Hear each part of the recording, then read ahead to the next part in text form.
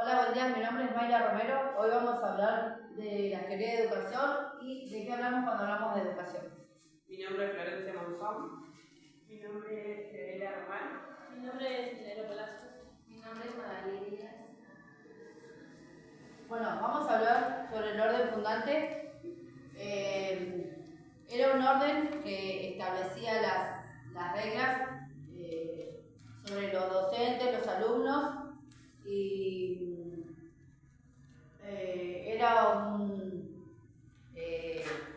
era un orden que fundaba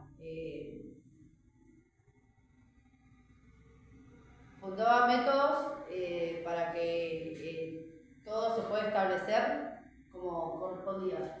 El maestro en la transmisión transmitía autoridad.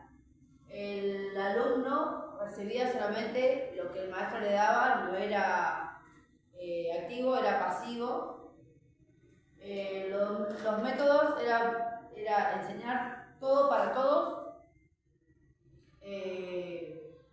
Había un solo modelo de educación. El autor de este orden es Comenius, que él estableció una crítica pedagógica que era enseñar todo para todos. Y era individual, no era en grupo. Sí, mi compañera.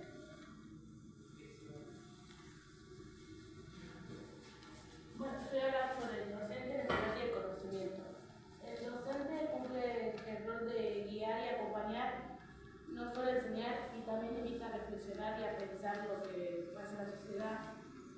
El estudiante pasa de ser pasivo a ser activo. También participa, opina y construye su conocimiento y su mirada crítica a la sociedad. Y el conocimiento no es solamente que se aprende de memoria o solamente información. Bueno, yo voy a hablar de la crítica social e histórica, voy a hablar de la finalidad, la escuela psicológica, el fundador, el referente, y el tipo de trabajo. Bueno, la crítica social e histórica surge como una crítica al orden fundante, cuestiona la igualdad, la eficiencia de enseñarle todo a todos.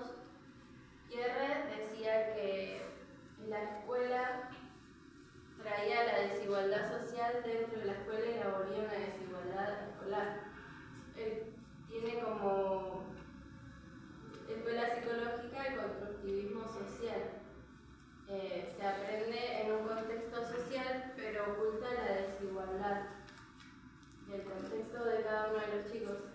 Es individual, parece ser individual, pero se aprende en un contexto social que no es igual para todos. Bueno, yo voy a hablar sobre la crítica cultural subjetiva. Lo que va a hacer este enfoque, cuando se va a separar el docente, va a acompañar y a orientar al alumno, de que sea una forma más de guía, como para que cada uno de los estudiantes participe y construye su propio conocimiento. El conocimiento va a ser diverso porque hay muchos saberes, no es uno solo, y va a estar libre de que cualquier estudiante pueda tener sus propios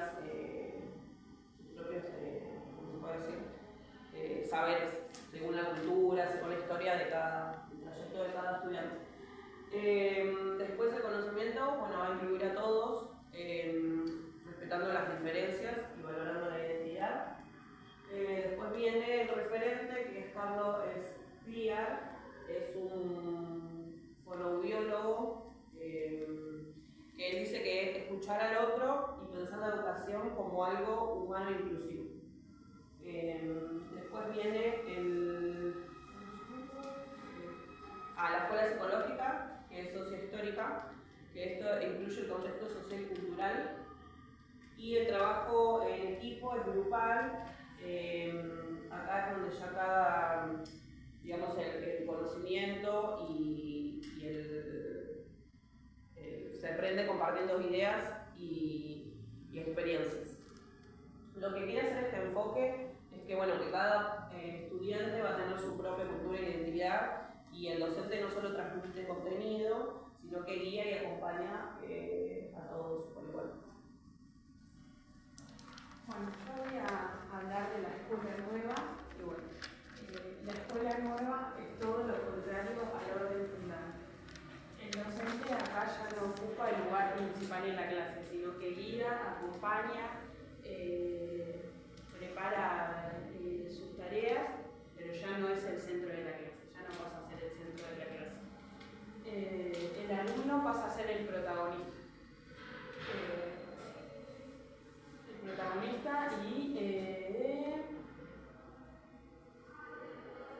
Bueno, él se va a desarrollar, digamos, como en todos los sentidos. Puede participar, preguntar, intervenir, todas esas cosas. Después, cuando hablamos de la construcción, se dice que va a construir sus propios conocimientos. Ya no solamente los va a tomar, digamos, y a memorizar y a volver a repetir, sino que los va a construir según su desarrollo. Y acá cuando hablamos de desarrollo, la idea es que se desarrollen en todos los sentidos, que sean autónomos y que aprendan, que tengan sus propios conocimientos, que apliquen sus propios conocimientos, no que solo incluyan lo que el docente les da. Bueno, después Olga Cosetini menciona que ve al alumno como algo activo, que ve como al alumno como algo activo y que construye,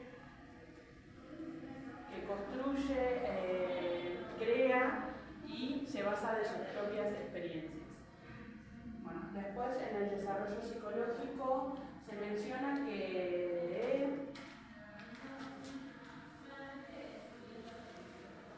se basa en cómo los niños aprenden según sus capacidades y su edad. Y después el trabajo es en equipo, ya no pasa a ser como vimos en el orden fundante, que era individual, algo pasivo, no, ya pasa a ser en equipo y puede trabajar en equipo. Bueno, ahora vamos a seguir con la lámina de qué hablamos cuando hablamos de educación. Yo voy a hablar sobre la educación, que es un fenómeno para la humanidad. Bueno, acá en este ítem muestra que la educación está en todos lados, no solo en la escuela, sino en todas partes. Puede ser en un barrio, en el barrio, en una sociedad de fomento, o mismo también cuando nos muestran algo, nos están enseñando. Nos están enseñando algo que por ahí no sabíamos.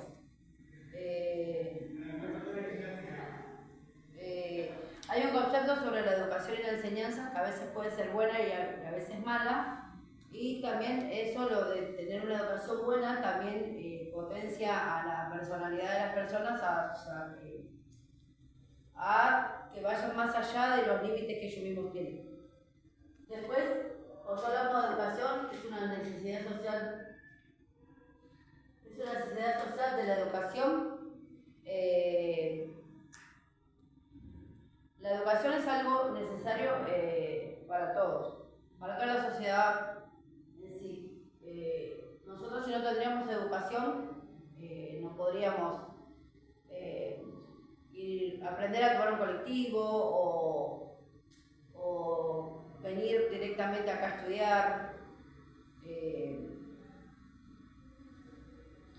Y sin educación, el grupo social no seríamos lo que somos hoy en día. Tendríamos que arrancar desde cero y no se podría arrancar desde cero estando sin la educación. Las reflexiones que da Hitor del ser humano,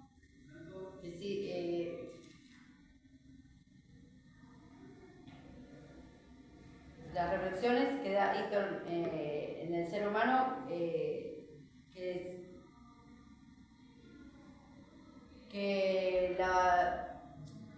los humanos no nos diferenciamos de los animales si no tenemos educación.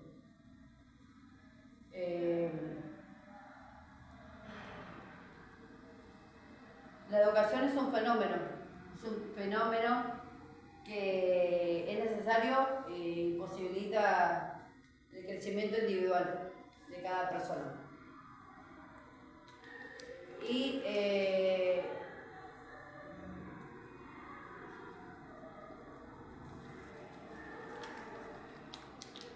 la educación es algo importante para avanzar. Y también este fenómeno, Itor, en el ítem, muestra que no es, a un niño no es necesario enseñarle todo. Bueno, sí, mi compañera. Bueno, yo voy a hablar de una relación conflictiva de educación y poder. Cuando hablamos de poder, no hablamos solo de que el poder lo tiene el gobierno, sino que el poder lo tenemos todos, vamos a decir, los estudiantes, en casa, todos. Y bueno, dice que también no solo lo ejerce el gobierno, sino que ejercemos poder también cuando educamos. Cuando educamos estamos ejerciendo poder. Y eso va a depender de cada uno de nosotros, de cómo queremos que sea ese poder. Por ahí puede ser, podría ser el poder en la vida cotidiana o en la escuela. Cuando nosotros educamos también estamos ejerciendo el poder. Y está en nosotros si queremos que sea un poco más autoritario o un poco más flexible. Bueno, después, ¿para qué educamos? La educación entre la producción y la reproducción social. Bueno, el texto menciona que la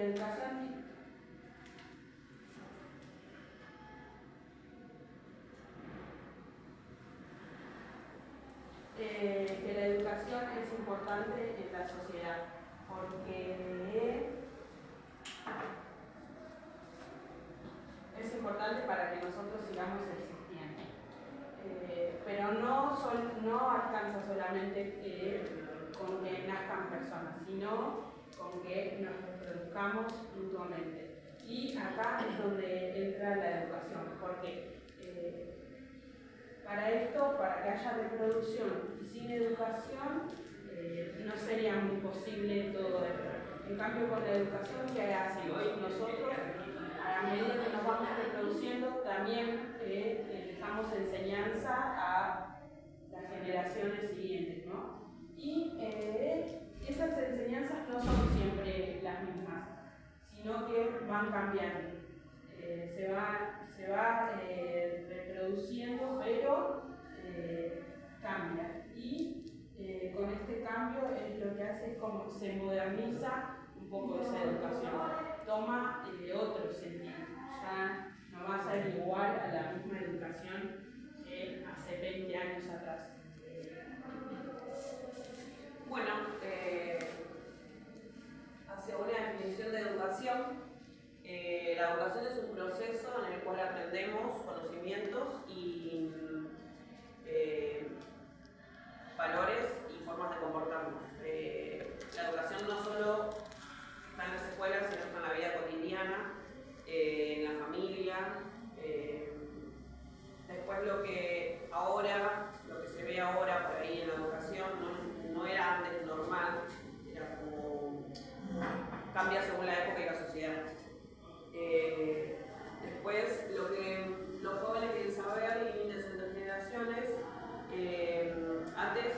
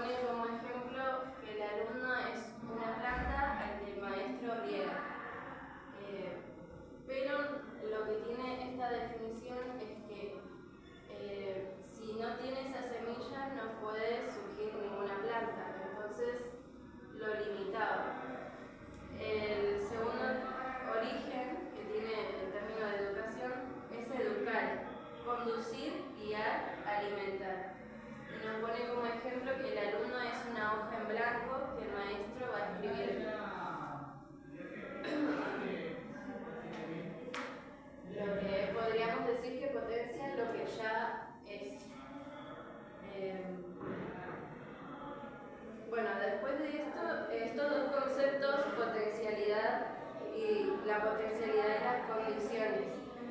La potencialidad marca un camino, determina al hombre, pero discrimina y no hay una libertad.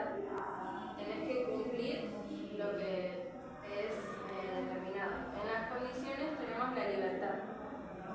La sociedad te condiciona, pero no te determina. Tenés la libertad de elegir a dónde querés ir o qué camino elegir. Bueno, con el concepto de condiciones podemos entender que sí podemos cambiar, que la educación sí puede cambiar, que podés elegir el camino sin importar el contexto social en el que te encuentres. Después voy a hablar de intencionalidad y conciencia, definición del hecho educativo.